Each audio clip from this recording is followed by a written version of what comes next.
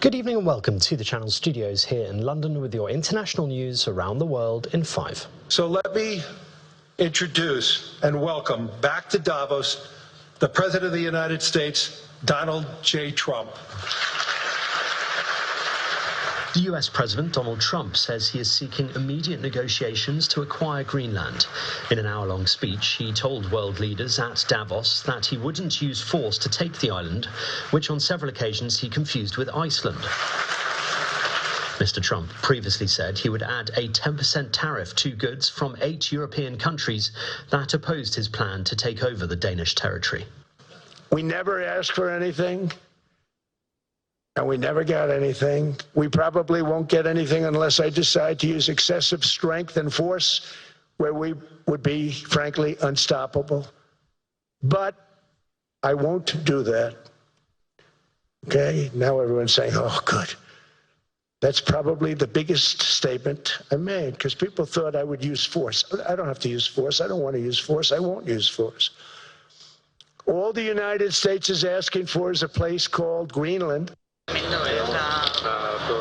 A train driver has been killed and at least 37 people injured, 5 seriously, after a commuter train derailed and crashed near Barcelona 2 days after a deadly 2-train collision in southern Spain. According to local officials, the train collided with a retaining wall which fell onto the track between Galida and Sant Sadurní. The incident occurred as heavy storms battered northeastern Spain, with coastal areas in the east and northwest of Spain on high alert because of the weather. Israel's Prime Minister Benjamin Netanyahu has accepted an invitation to join US President Donald Trump's Board of Peace. A statement from his office said Netanyahu would become a member of the board, which is to be comprised of world leaders. The board was originally thought to be aimed at helping end the 2-year war between Israel and Hamas in Gaza and oversee reconstruction, but its proposed charter does not mention the Palestinian territory and appears to be designed to supplant functions of the United Nations. Incredibly, Vladimir Putin has also been invited to join. Aviation safety campaigners in the United States say they have evidence that a plane that crashed in India last year had previously suffered a series of technical failures, including a fire. The Boeing 787 Dreamliner crashed on the 12th of June, shortly after taking off from Ahmedabad en route to London, killing 260 people. The Foundation for Aviation Safety, a US campaign group, has sent a report to the US Senate outlining its findings, which it says are based on documents that have come into its possession. The official investigation into the accident is ongoing.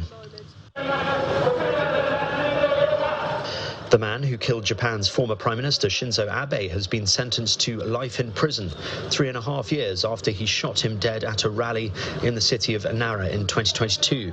Tetsuya Yamagami had pleaded guilty to murder charges at the trial's opening last year, but how he should be punished has divided public opinion. While many see the 45-year-old as a cold-blooded murderer, some sympathize with his troubled upbringing. Togo has arrested and extradited Burkina Faso's former leader to his home country after authorities in Ouagadougou accused him of plotting to kill his successor, Paul-Henri Sandaogo Damiba, who came to power in a coup in 2022 before himself being overthrown by Ibrahim Traoré 8 months later, is accused by the current regime of masterminding an assassination attempt against Traoré. The health of detained veteran Ugandan opposition figure Kizza Besigye has reached a critical and deteriorating state, according to his party. The 69-year-old politician was driven to a private medical facility under heavy security, the People's Front for Freedom Party said, without specifying what he is suffering from.